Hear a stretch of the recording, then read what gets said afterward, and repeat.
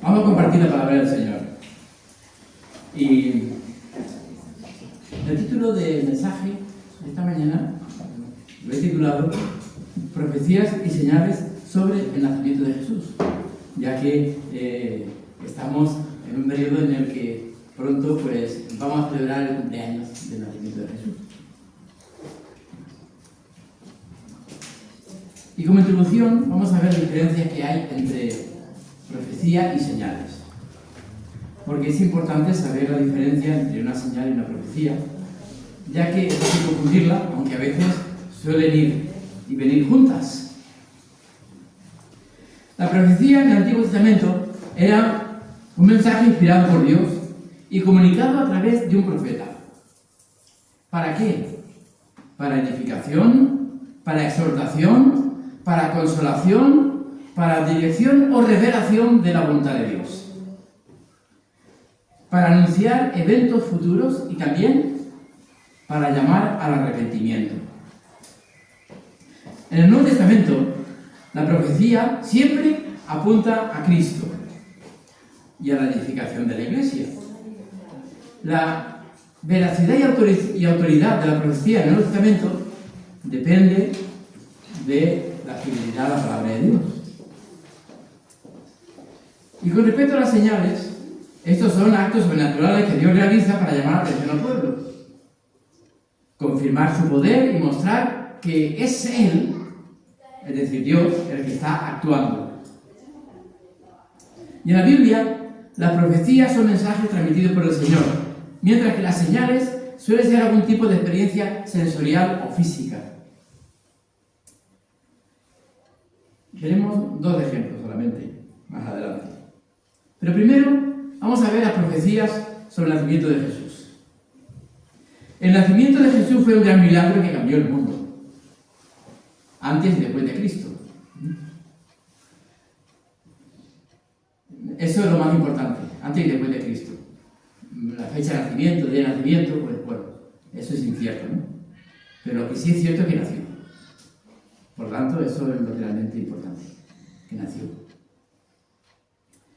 En el Antiguo Testamento hay versículos que anticipan la venida del Salvador, hay profecías importantes que anuncian su nacimiento, pero Dios también dejó señales a través de estas profecías para que todos puedan identificarse y puedan realmente identificar a ese Salvador.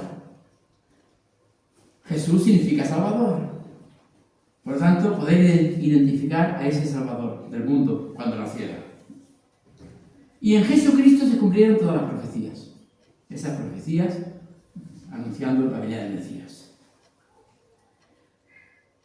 Tenemos la profecía de Isaías, la venida del Salvador. En el texto de Isaías 9, capítulo 9, versículos 6 y 7, encontramos una profecía mesénica que predice el nacimiento de Jesucristo. Porque un niño nos es nacido, hijo nos es dado, y el principado sobre su hombro, y llamará su nombre admirable, consejero, Dios fuerte, Padre eterno, príncipe de paz. Lo dilatado de su imperio y la paz no tendrán límite sobre el trono de David y sobre su reino, disponiéndolo y confirmándolo en juicio y en justicia, desde ahora y para siempre. El celo de Jehová de los ejércitos hará esto. Esta es la profecía de Isaías. Naturalmente hay una profecía de la Virgen en el tiempo de Isaías que se cumplió, pero normalmente las profecías tienen dos proyecciones, una inmediata y otra futura. Y estamos en esta profecía futura, en que Jesús nació, 600 años después de Isaías, del anuncio de Isaías. Esta profecía nos está mostrando su naturaleza divina y su papel como líder de Jesús, o del Mesías. Enfatiza que el gobierno de Jesús será eterno, estableciéndolo como el verdadero rey en el trono de David, trayendo juicio y justicia al mundo.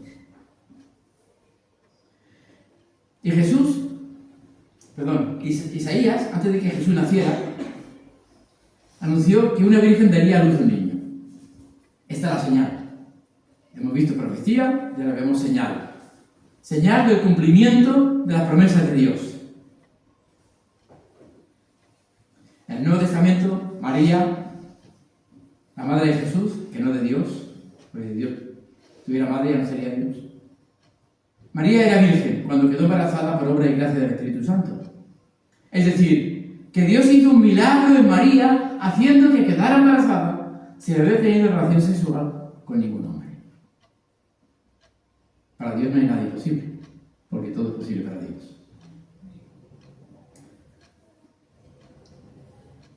Por tanto, dice Isaías, versículo 14, el mismo Señor os dará señal. Isaías 7:14. He aquí que la Virgen concebirá y dará a luz un hijo y llamará su nombre Emmanuel. Otra profecía fue la de Miqueas. Miqueas anuncia que nacería en Belén. ¿Hemos visto la de Isaías que iba a nacer en la Virgen? Miqueas, ¿dónde va a nacer? Mucho antes de que sucediera el nacimiento, Dios ya dijo dónde nacería Jesús. Belén era un pueblo pequeño, la patria del rey David, pero a pesar de ser un lugar pequeño y sencillo, Belén tuvo el gran privilegio de ser la cuna del Salvador del mundo. Pero tú, Belén Efrata, pequeña para estar entre las familias de Judá, de ti me saldrá el que será Señor en Israel, y sus salidas son desde el principio, desde los días de la eternidad. Miqueas capítulo 5, versículo 2.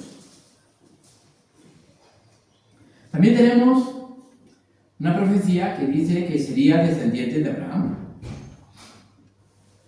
Justo en Génesis, Dios comenzó a revelar su plan para salvar al mundo a través de Jesús. Eso lo sabemos. Bendeciré a los que te bendijeren, y a los que te maldijeren maldeciré, y serán benditas en ti todas las familias de la tierra. Génesis capítulo 12. De ahí que también vemos que en el Antiguo Testamento encontramos otra profecía de que sería descendiente de David. Cuando el pueblo de Israel quiso un rey, Dios le dio el trono a un hombre llamado Saúl. Sabéis que después de Saúl, los que conocemos la historia bíblica, después de Saúl reinó David, que era un varón conforme al corazón de Dios e hijo de Isaí. Aunque David fue un hombre fiel, aunque no perfecto, como ninguno de nosotros, Dios le prometió que sus descendientes reinarían para siempre. Jesús era del linaje de David y él reina por toda la eternidad. Saldrá una vara del tronco de Isaí y un vástago retoñará de sus raíces. Isaías 11:1. Durante el ministerio de Jesús, algunos recordaban las profecías, se preguntaban, ¿quién será este? Nos dice el Nuevo Testamento que del linaje de David y de la aldea de Belén, de donde era David, ha de venir el Cristo. Juan capítulo 7, versículo 42. Y Jesús le preguntó a sus discípulos, ¿quiénes dicen los hombres que soy yo? Y ellos respondieron diciendo, Juan el Bautista. Otros, Elías. Otros, Jeremías. O alguno de los profetas. Mateo capítulo 16, versículos 13 y 14. En el Antiguo Testamento hay varias profecías relacionadas con la venida del Mesías. Estas profecías describen características del Mesías, su nacimiento, su ministerio, su muerte, su resurrección, entre otros aspectos.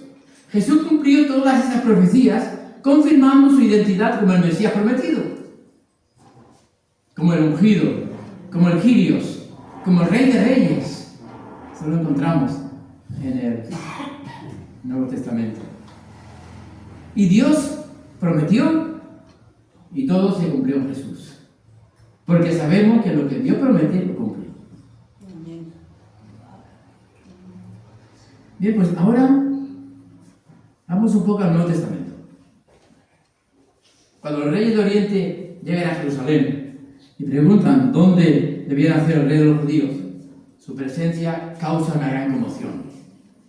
Herodes no lo sabía, pero consultó rápidamente a los sacerdotes y escribas, quienes le contestaron que en Belén de Judá va a nacer.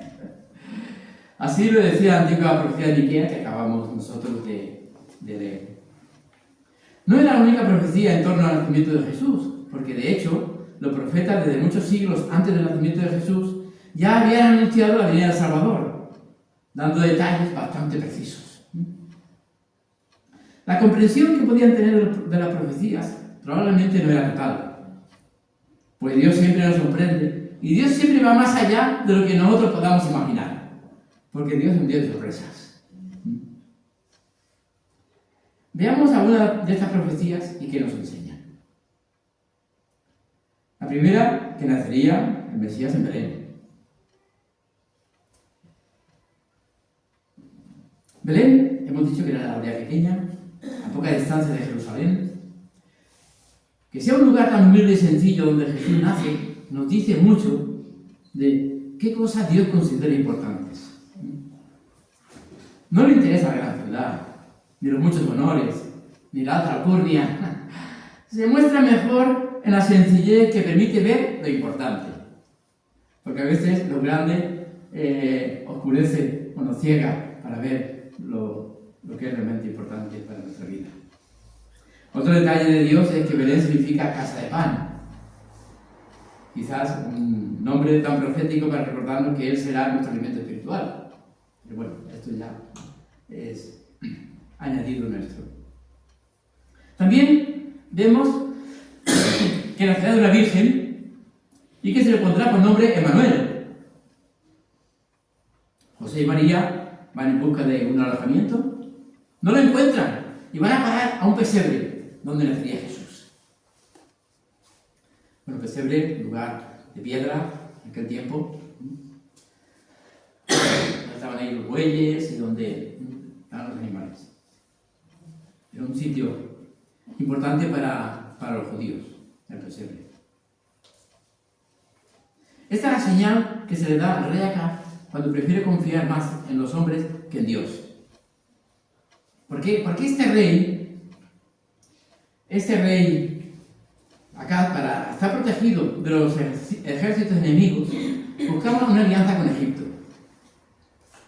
Pero buscaba la alianza con Egipto antes que depender de Dios. Por tanto, qué increíble es el poder de Dios y cómo supera la imaginación humana. ¿Cuántas veces pues, nosotros queremos depender más de los hombres que de Dios? Si Dios ha prometido estar con nosotros hasta el fin del mundo, queramos que es y será así. Isaías quizás no llegaba a tanto, porque Dios solamente le reveló parte. Pero ese niño no solo nacerá de la Virgen, sino que será el mismo Dios. Ya que Jesucristo, Jesús el hombre, hombre, Cristo, ungido, el Mesías esperado, completo Dios. Supo que se llamaría Emmanuel. Eso lo sabía Isaías, en revelación del Señor. Que quiere decir Dios con nosotros. Pero seguro que Isaías no sospechaba, ni se imaginaba hasta qué punto Dios estaba dispuesto a unirse al destino de la humanidad enviando a su Hijo para nacer y morir por nosotros. Dios no es un ente cósmico impersonal, sino Dios es una persona con nombre que nos ama y será enteramente por nosotros. En Jesús. Y Emmanuel, Dios con nosotros, muchos nombres hebreos que terminan con él, pues significa Dios. Por ejemplo, Daniel, Dios es mi juez. Gabriel, Dios, de fuerza de Dios. Gabriel, la fuerza de Dios.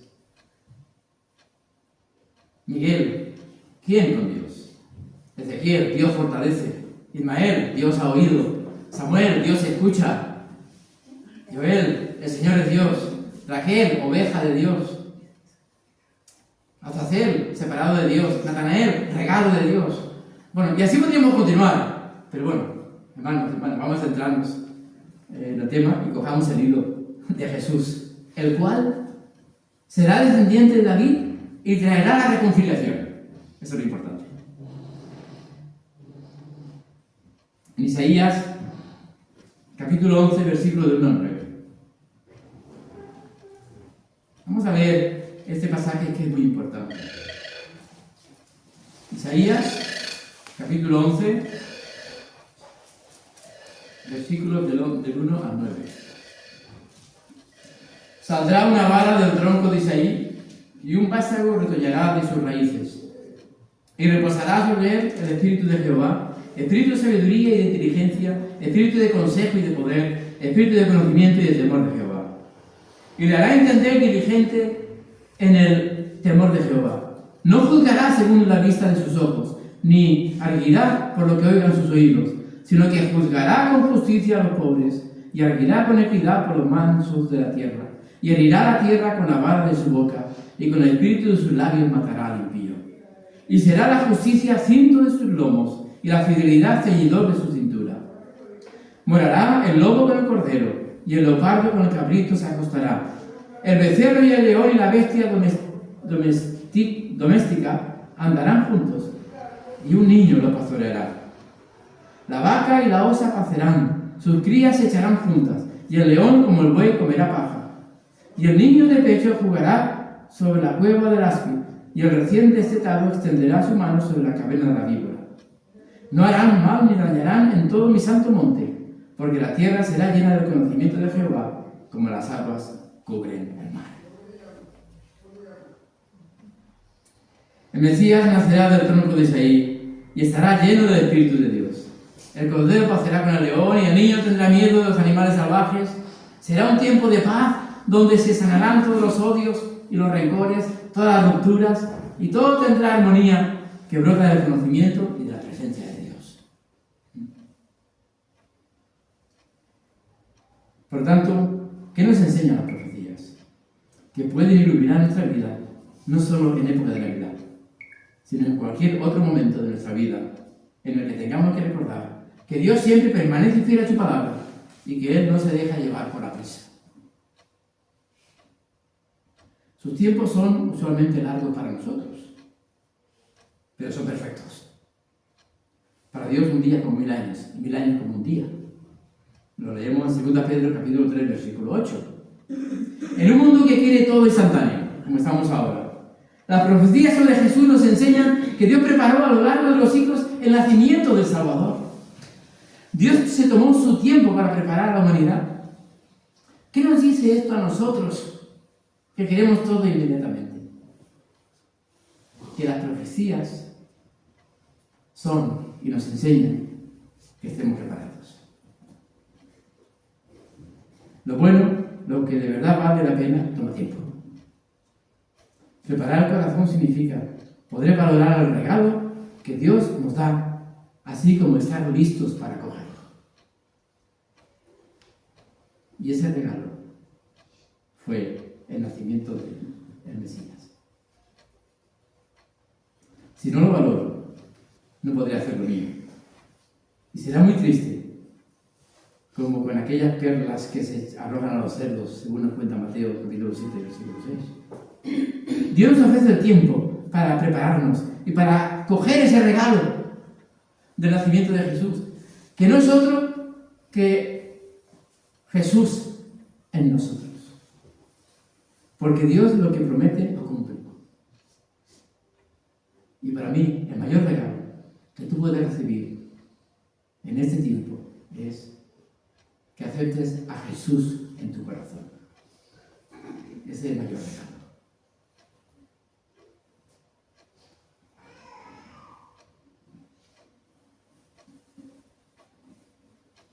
Cree en el Señor Jesucristo como tu Señor y Salvador personal.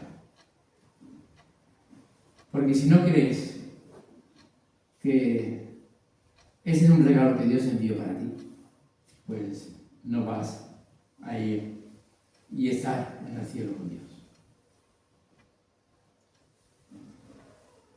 Y eso es precisamente el motivo de nuestra esperanza. Nuestra paciencia, como se decía en el Adviento, no es un simple aguantar pensando positivamente que algún día todo va a mejorar. Nuestra paciencia está llena de esperanza, pues sabemos sin duda que Dios nunca falla. y que cumple todo. Y lo que nos ha prometido es maravilloso. No te pierdas esa promesa. Porque eso va a superar cualquier cosa que nosotros podamos imaginar. Ahora, atentos a esta promesa de Dios. Una profecía para vuestro futuro. 1 Juan capítulo 3, versículos 1 y 2. Mirad qué amor nos ha dado el Padre para llamarnos hijos de Dios. Pues lo somos. O lo seremos, los que todavía no lo sean. O lo seréis, los que todavía no lo sean. Porque sabemos que cuando se manifieste, seremos semejantes a Él, porque lo veremos tal y cual es. Está anunciando la segunda venida. De ahí que preparemos nuestro corazón con alegría y esperanza en estas fechas. Y siempre. Y quiero repetirlo por tercera vez. Porque Dios cumple lo que promete. Que se te quede eso ahí. El nacimiento de Jesús no lo confirma. Porque Dios te ama. Y te ama infinitamente. Y con respecto a las señales, ¿no nos preguntamos a veces si Dios usa señales para hablarnos? Bien, no solamente usa señales, pero la pregunta es, ¿cómo podemos distinguir cuáles son las señales de Dios? Porque Dios usa señales, incluso hoy. Esas señales con las que Dios te habla pueden ser diferentes a las de otras personas, pero existen las señales.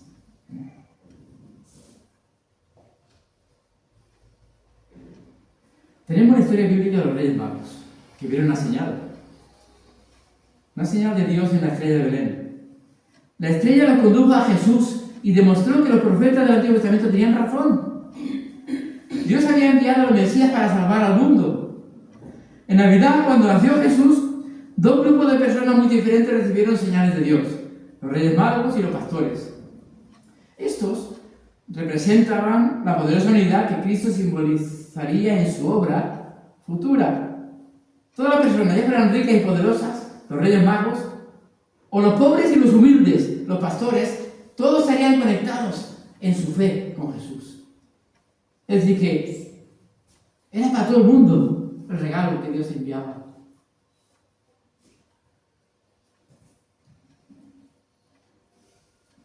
Pero entremos un poquito en detalles. He aquí sobre los Reyes Magos, que no eran reyes, eran magos venidos del Oriente. Según Mateo capítulo 2, probablemente eran astrónomos, que no astrólogos, sino astrónomos ricos de Persia. Ya que hay una diferencia entre astronomía y astrología, pero bueno, básicamente ellos vieron algo extraño sucediendo en el cielo. La estrella de Belén, que señalaba la llegada de Jesús y querían investigar estos magos de Oriente. Estos son unos. Otros, los pastores. Los pastores eran judíos, creían en Dios y probablemente residían habitualmente en Belén. La señal de Dios a los pastores fue un ángel. Había pastores en los campos cercanos, vigilando sus rebaños por la noche. Un ángel del Señor se les apareció y la gloria del Señor los rodeó de resplandor y se aterrorizaron. Pero el ángel les dijo: no tengáis miedo, os traigo buenas noticias que causarán gran alegría a todo el pueblo. Hoy, en la ciudad de David, os ha nacido un Salvador. Él es el Mesías, el Señor. Esto os servirá de señal. Encontraréis a un niño envuelto en pañales y acostado en un pesebre. Y de repente apareció con el ángel una multitud de huestes celestiales que alababan a Dios y decían: gloria a Dios en las alturas y en la tierra paz a los hombres en que Dios se complace. Esta es la nueva versión internacional, la nueva traducción viviente.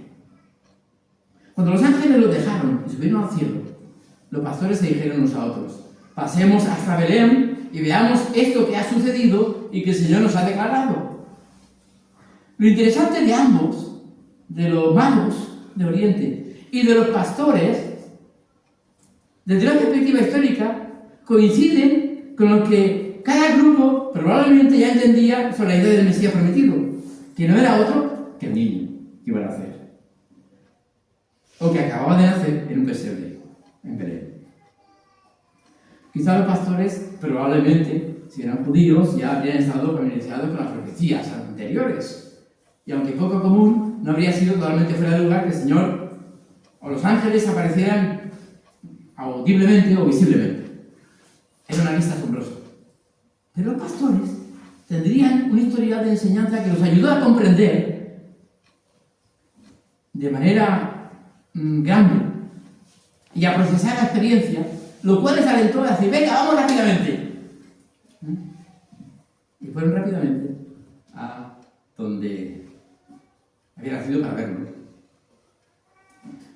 Esto lo encontramos en Mateo. Y esto es importante para los cristianos. El cumplimiento de las Escrituras, más bien la aparición de señales, prueba de que la Biblia es confiable. Y son la confirmación de las creencias también. Incluso en el ministerio de Jesús, las señales fueron fundamentales. Convirtió el agua en vino, Juan capítulo 2, alimentó 5.000 personas, Mateo capítulo 14. Esta historia y otras de señales que encontramos deben despertar nuestra confianza en Dios. Confía en el Señor. Confía en su palabra. Porque para concluir, Dios siempre responde a las oraciones. A veces con señales y otras veces con silencio. Pero sigue siendo un Dios de señales y prodigios extraordinarios. Por lo tanto, cree en Él si no crees. Aférrate a Él. No lo dejes nunca. Porque Él nunca te defraudará. Las personas defraudaremos. Me incluyo. Pero el Señor nunca te va a defraudar. Amén. Cree en el Señor Jesucristo como tu Señor y Salvador personal. Amén. Y nunca Dios te va a defraudar. Que así sea este día. Amén. Amén. Amén.